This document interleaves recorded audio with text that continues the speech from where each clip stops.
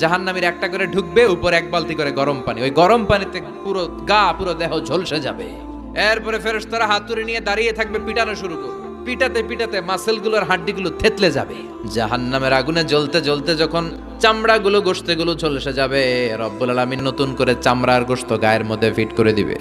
ওই চামড়া গোশত আবার ঝলসাবে, আবার ফিট। আযাবটার মজা যেন ভালো করে টের পায়। একের পর এক শাস্তি শুরু এবার জাহান্নামে। যারা দুনিয়াতে আত্মহত্যা করছে, ছুরি মারছে, ও খালি ছুরিই মারবে, বিষ খাইছে খালি বিষ খাবে। যে মেয়েগুলো ওড়নায় গলা পেঁচিয়ে এই আত্মহত্যা, তারা জাহান্নামের রশিতে আর ওড়নায় খালি আত্মহত্যা করতেই থাকবে।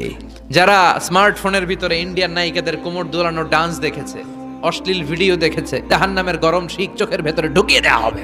যারা মিথ্যা বলতো, ওদেরকে এক লাইন জাহান্নামের ছুরি দিয়ে কুচি কুচি করে জিহ্বাটা কাটা হবে। অন্যের জমি মেরে খেয়েছে এরকম ডাকাই তাছাড়া নাই, 7 জমিন ওর কাঁধে তুলে দেওয়া হবে। এবার ঘাড়ে কর।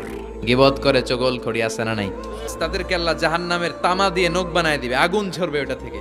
নিজেরা নিজের গালের গোশত আর বুকের গোশত টেনে কুড়ে কুড়ে খাবে। ওদের ব্যথার চিৎকারে পুরো জাহান্নামটা থারথার করে কাঁপে। যারা যাকাত দেয় নাই, জাহান্নামের টেকো সাপ, যেই সাপ কামড় দেওয়ার সাথে সাথে দেহটা নীলাভ, 70 গজ জামিনে ঢুকে যাবে। আবার সাপ ওখান থেকে ছোবল দিয়ে বের করে পা থেকে পেঁচাতে পেঁচাতে কোমরে একটা টাইট। পারবেন সহ্য করতে? আল্লাহ জাহান্নাম থেকে তুমি আমাদের বাঁচাও।